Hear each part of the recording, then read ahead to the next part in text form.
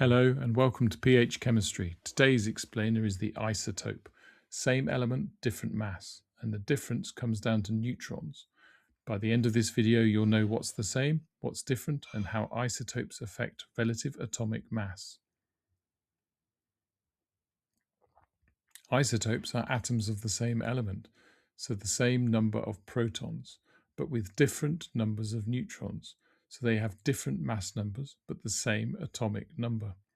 Because chemistry depends on electrons and isotopes have the same electron arrangement, they behave the same chemically.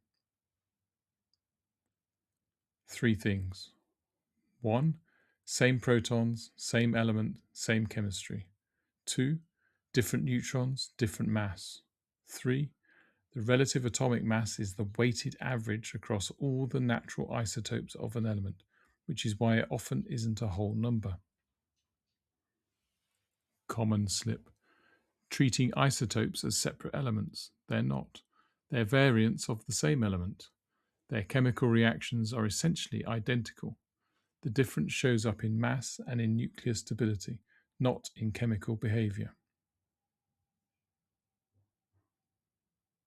Quick example, chlorine has two main natural isotopes, chlorine 35 and chlorine 37, in roughly 3:1 proportions.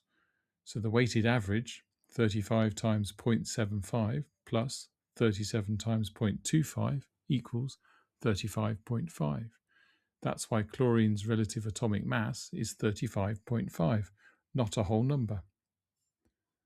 Right, if any of this is going to stick beyond this video, drop into phmaths.com. You'll find a free 4-week GCSE higher revision planner ready to download, plus the mastery workbooks across maths, physics, biology and chemistry.